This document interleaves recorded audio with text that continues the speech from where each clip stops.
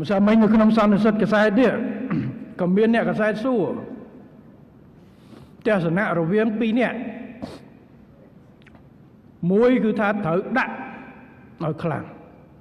មួយទៀតថាកុំដាក់ខ្លាំងពេកអាណិតអនាគតក្មេងគេសួរអ្នកកសែតសួរថាចុះបើដាក់ខ្លាំងពេកមិនខូចអនាគតអានេះទស្សនៈផ្ទាល់ខ្លួនរបស់ខ្ញុំទេតែយើងមិនដាក់ខ្លាំងនឹងហើយបានវាខូចអនាគតទៅបាទដល់យើងដាក់ខ្លាំងពួកក្មេងមួយនឹងបើត្រឹមតែហៅមកអប់រំរដ្ឋបាលចេញទៅវិញកាប់គេដដែលហើយអ្នកផ្សេងទៀតអត់ខ្លាចទៀត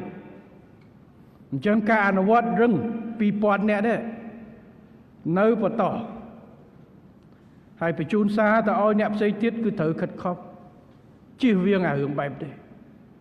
ឥឡូវខ្ញុំឲ្យក្រសួងយុតិធម៌ប្រឌិតមើលច្បាប់កុំចាំតកាប់គ្នាហើយបានប្រមូលអាដាក់ដើរសាមរាយតាមម៉ូតូនឹងខ្ញុំមើលថ្ងៃមុនដូចឲ្យមើលច្បាប់សមិញដូច3ឆ្នាំព្រោះវាអត់មានត្រូវការដាក់ដើរសាមរាយសម្រាប់ឆ្កាព្រៃនៅក្រុងភ្នំពេញទេបើគាត់នៅខេត្តជិះពីខេត្តទៅចការបស់គាត់ក៏ដាក់ផ្គាក់កៅអីគាត់មើលអានឹងឲ្យចាស់មែនប៉ុន្តែបើដាក់ដើរសាមរាយតាមម៉ូតូជិះទៅរៀនហើយគ្មានយកទៅឆ្កាព្រៃក្នុងសាលាទេគ្មានសាលាណាមានព្រៃទៀតទេអញ្ចឹងតើយើងចាំគាត់ដកដាវចាប់គេកាប់គេទេឬមួយក៏បកាហើយអានឹងស្មើនឹងកាន់អាវុធខុសច្បាប់ដើរតាមផ្លូវដាក់ទៅទី2អ្នកអួតតាម Facebook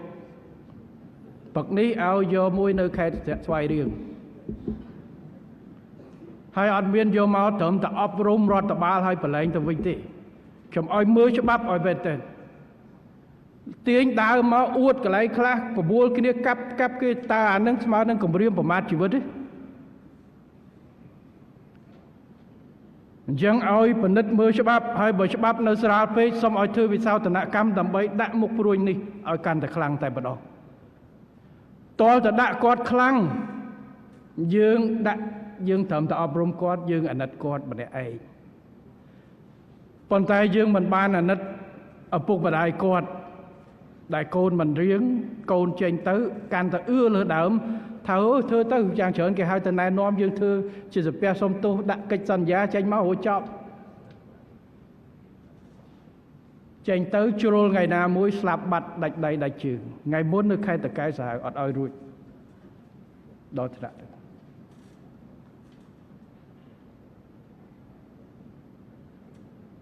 អញ្ចឹងឲ្យមើលអ្នកដែលអួតបកែអួតតាម Facebook អាដាវសាមរាយអីទៅ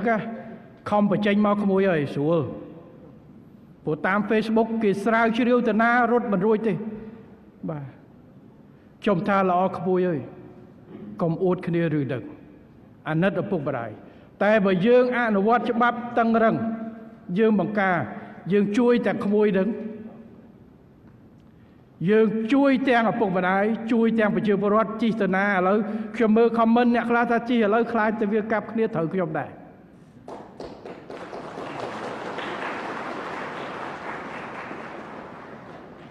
ឥឡូវជាងករណីប៉ុណ្ណេះហើយអ្នកខ្លះភ្លេចខ្លួនសុំកុំធ្លាក់ដៃសមិទ្ធផលដែលយើងធ្វើបានជិត600សំណុំរឿងជាងម្ដេះជាប់ 2000 នាក់មិនមែនជាការសប្បាយចិត្តយើងដែលយកក្មេងៗ 2000 នាក់យកទៅដាក់ឃុំតែបើមិនដាក់វិធានការគាត់ទេតើប្រមាណអ្នករាប់មើលអ្នកទៀតដែលរងគ្រោះដោយសារគាត់ត្រូវតែធ្វើឲ្យជាពិសេសសង្ឃឹមថាវិធានការដែលមើងម៉ាត់បែបនេះនឹងជួយទម្លាក់បំបាក់ទឹកចិត្តអ្នកផ្សេងកុំឲ្យលេងអាកប្បនឹងហើយអាងសុំទោសឬមួយក៏ត្រឹមវិធានការរដ្ឋបាលទៅបាទគឺត្រូវធ្វើយ៉ាងណាឲ្យរឹងមាំហើយខ្ញុំសំណូមពរឲ្យឪពុកម្ដាយ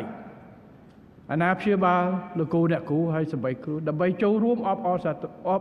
គេថាអប់រំកូនបាទអប់រំកូនបើបដៅមិនស្ដាប់ប្រហោះម៉ូតូលក់ម៉ូតូចោលទៅឪពុកម្ដាយបាទថ្ងៃមុនខ្ញុំបានឲ្យគោលការណ៍ណាអ្នកប្រហោះម៉ូតូយកម៉ូតូទុក3ខែទៅ គាត់មិនអាចបរហោះទេបើដើរជិះកង់បាទ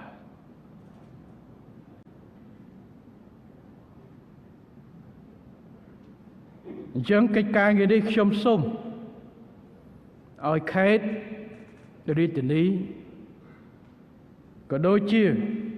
ស្នងការនគរបាលរាជធានីខេត្តទាំងអស់កម្លាំងអាវុធហត្ថក៏អាចចូលរួមបានដើម្បីពង្រឹងការអនុវត្តទៅលើមុខសញ្ញាក្មេងៗដែលកាប់ចាក់គ្នាបែបនេះក្រាបបន្តិចងើបវិញសកត់ថែមទៀតឥឡូវយកបាន 2000 សល់ប្រមាណយកថែមទៀតបើគាត់មិនរៀង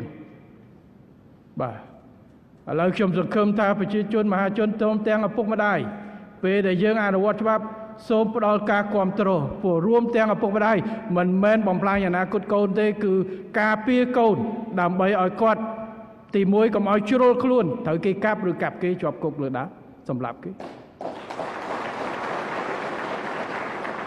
ទី2ចាត់ទុកថាយើងជួយយកមកអប់រំគាត់មួយរយៈកុំឲ្យខូចអនាគតរយៈពេលវែង